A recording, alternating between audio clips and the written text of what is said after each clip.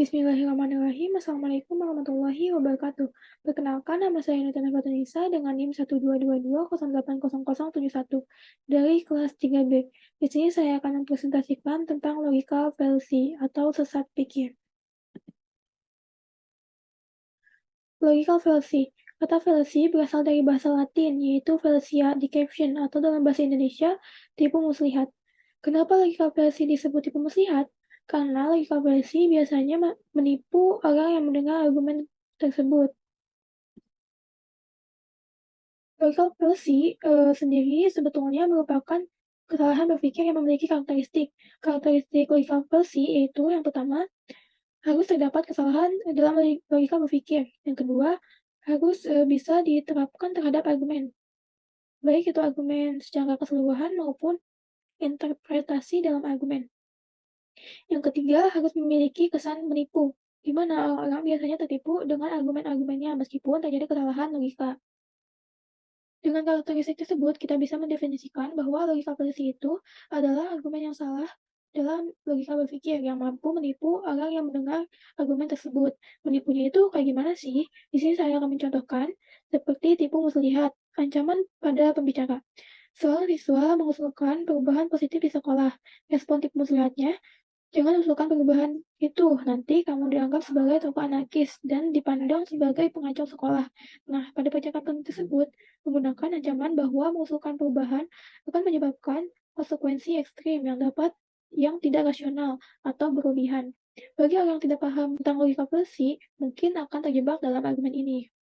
Maka penting bagi kita untuk paham bagaimana cara berpikir dengan baik dan benar.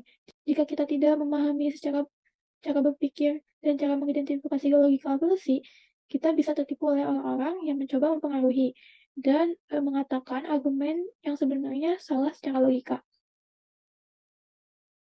Selanjutnya,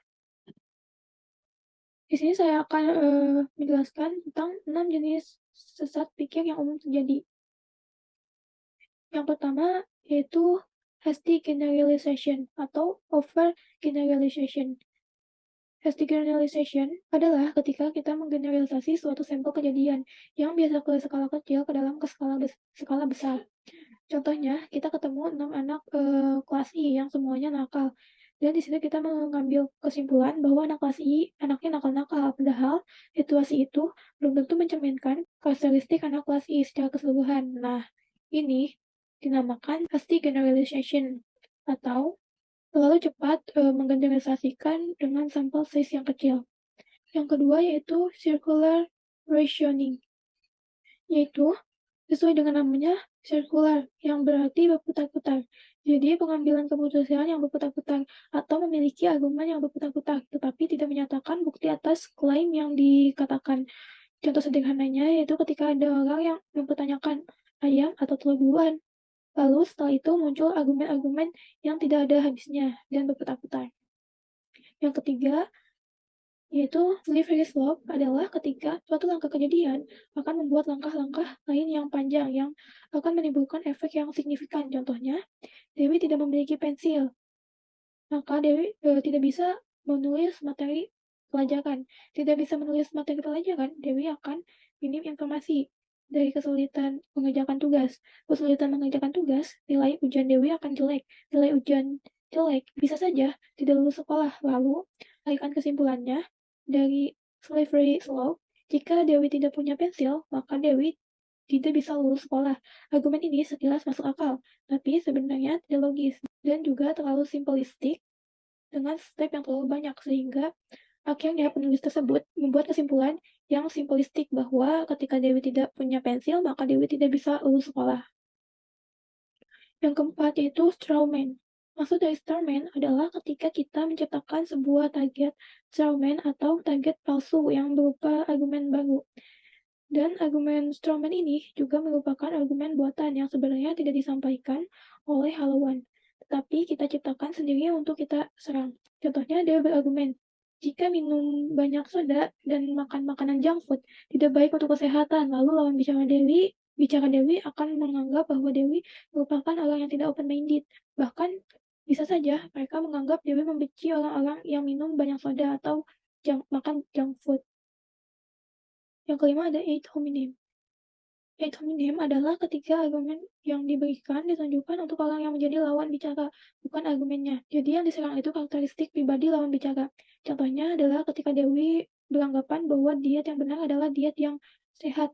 Dan walaupun diet, tubuh harus tetap ternutrisi dengan baik. Namun lawan bicara Dewi justru mengatakan, "Halah, kamu bisa ngomong kayak gitu karena kamu kurus." Nah, itu adalah salah satu contoh dari ad hominem. Selanjutnya yang keenam adalah false dichotomy. False dichotomy adalah ketika kita menganggap bahwa dalam suatu argumen hanya ada dua opsi atau alternatif pilihan, ketika sebenarnya ada lebih banyak.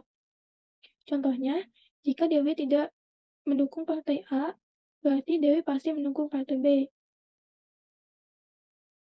Logika fallacy juga erat kaitannya dengan overthinking. Nah, apa kalian sering overthinking? Di sini saya akan mencontohkan overthinking yang masih erat kaitannya dengan logika fallacy. Jadi, saya pernah overthinking, seperti memikirkan kemungkinan-kemungkinan yang ekstensif. Itu jadi menyulitkan saya untuk pengambilan keputusannya. Contoh yang mungkin sepele seperti memilih makanan misalnya contohnya, yang sangat sulit untuk mengambil keputusan gitu juga. Jadi kayak mau makan apa ya, kayak sulit apa, mengambil keputusannya. Itu juga bisa kita alami dengan jenis-jenis logika fallacy lainnya. Oke, next di sini saya akan membahas tentang kesalahan logika salah fokus. Kesalahan logika salah fokus ada 4 poin, yaitu yang pertama, yang sebelumnya tadi saya sudah sampaikan, yaitu ad hominem. Sebelumnya saya sudah jelaskan ad hominem ini. Ad hominem atau fokus terhadap aspek pribadi seseorang, yang tadi contohnya juga udah saya paparkan ya, yaitu contohnya menyerang latar belakang atau kepercayaan pembuat argumen, bukan isi dari argumen itu sendiri. Selanjutnya yang kedua ada asosiasi dengan sesuatu yang tidak disukai. Kesalahan kedua ini terjadi jika fokus bukan pada inti argumen, tetapi pada asosiasinya. Contohnya menganggap bahwa hal yang terkait dengan komunisme selalu buruk. Kesalahan yang ketiga adalah to copy, di mana kita menilai argumen berdasarkan perilaku pembuat argumen yang tidak sesuai dengan isi argumennya. Yang keempat, yaitu yang terakhir, yaitu mengandalkan pendapat mayoritas. Poin keempat ini, di mana kita menganggap bahwa banyaknya orang yang setuju menentukan kekuatan argumen. Penting untuk kita menjadi pemikir kritis yang objektif, baik saat memeriksa pemikiran orang lain maupun pemikiran sendiri. Selanjutnya, di sini saya akan membahas tentang kesalahan logika atau lompatan logika. Yang pertama yaitu ada post hoc. Post hoc atau menyimpulkan bahwa karena A terjadi sebelum B, maka A pasti menyebabkan B. Contohnya, menganggap udara malam menyebabkan malaria karena banyak orang terkena saat beraktivitas di luar pada malam hari. Nah, yang kedua, ada mengambil dampak negatif berlebihan atau membesar-besarkan dampak negatif dari satu argumen untuk menyanggahnya. Misalnya, katakan bahwa berdebat membuat seseorang menjadi egois dan durhaka tanpa memberikan bukti atau penjelasan yang memadai. Yang ketiga, yaitu ada dilema palsu.